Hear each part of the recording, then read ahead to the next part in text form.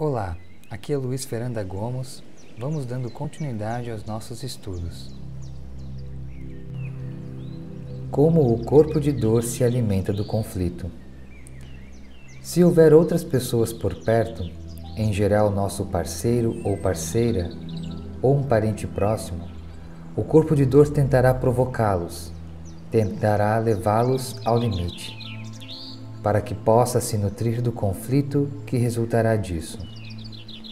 Os corpos de dor adoram relacionamentos íntimos e famílias, porque é deles que retiram a maior parte do seu alimento. É difícil resistirmos ao corpo de dor de alguém que esteja determinado a suscitar uma reação da nossa parte. Instintivamente, ele conhece nossos pontos mais fracos, mais vulneráveis. Se não for bem sucedido da primeira vez, tentará de novo seguidas vezes. É emoção pura procurando mais emoção. O corpo de dor da outra pessoa quer despertar o nosso para que os dois corpos de dor se energizem mutuamente. Muitos relacionamentos são marcados por episódios violentos e destrutivos envolvendo o corpo de dor. Esses enfrentamentos costumam ocorrer em intervalos regulares. Para uma criança pequena, é uma dor quase insuportável ter que testemunhar a agressividade emocional dos corpos de dor dos pais. Embora essa seja a sina de milhões de crianças em todo o mundo, o pesadelo da sua existência cotidiana. Essa é também uma das principais maneiras de se transmitir o corpo de dor humano de uma geração a outra. Depois de cada incidente desse tipo, os parceiros se reconciliam e se estabelece uma fase de paz relativa que terá a duração que o ego permitir. O consumo excessivo de álcool costuma fortalecer o corpo de dor, sobretudo no caso dos homens, mas isso também ocorre em mulheres. Quando uma pessoa se embriaga, ela passa por uma completa mudança de personalidade enquanto o corpo de dor assume o controle. Em geral, um indivíduo profundamente inconsciente, cujo corpo de dor está habituado a se realimentar por meio da violência física, a direciona para o cônjuge ou para os filhos. Depois que o efeito do álcool passa, ele se arrepende de verdade e às vezes até diz que nunca mais repetirá a cena e acredita nisso. Porém, a pessoa que está falando e fazendo promessas não é a entidade que cometeu a violência. Assim, podemos ter certeza de que aquilo acontecerá de novo por vezes seguidas, a não ser que essa pessoa se torne presente, reconheça o corpo de dor em si mesma e abandone sua identificação com ele.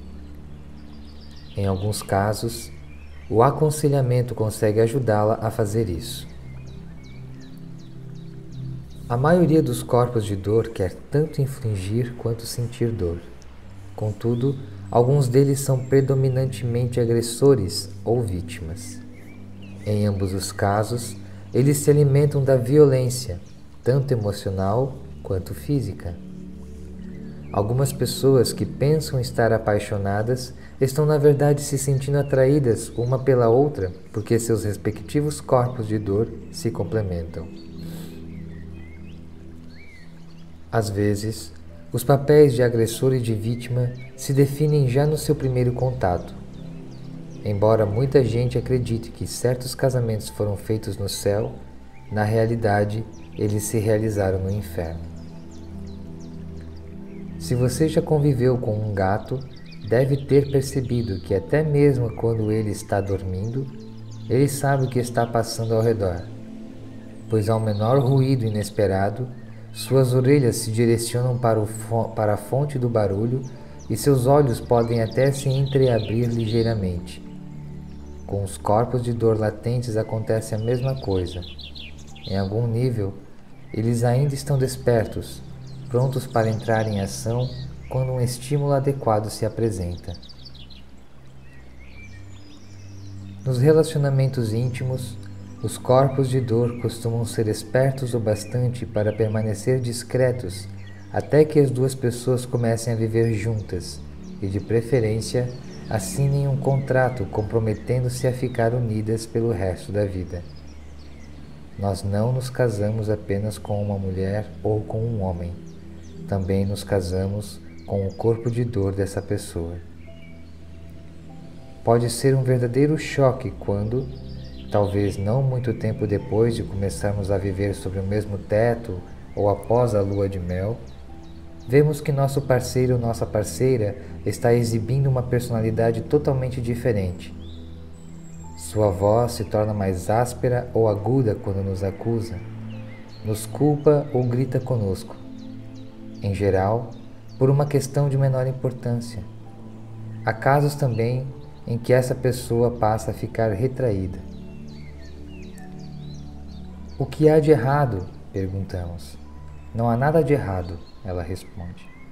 Mas a energia intensamente hostil que ela transmite está dizendo: está tudo errado.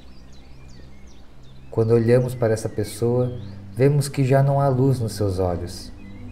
É como se um pesado véu tivesse descido e o ser que conhecemos e amamos e que antes era capaz de brilhar sobrepondo-se ao ego, agora está inteiramente obscurecido.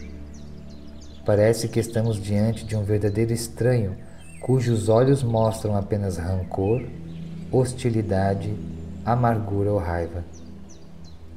Quando ele nos dirige suas palavras, não é nosso cônjuge que está falando, mas o corpo de dor se expressando por meio dele. Qualquer coisa que esteja dizendo é a versão da realidade do corpo de dor, algo distorcido pelo medo, pela hostilidade, pela ira e pelo desejo de infligir e receber mais sofrimento. A essa altura, podemos nos perguntar se essa é a verdadeira face daquela pessoa, a que nunca tínhamos visto antes, e se cometemos um grande erro quando a escolhemos como companheira, como companheiro.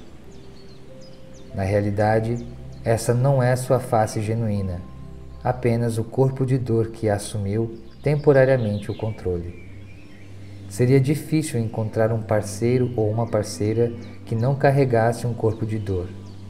No entanto, seria sensato escolher alguém que não tivesse um corpo de dor tão denso.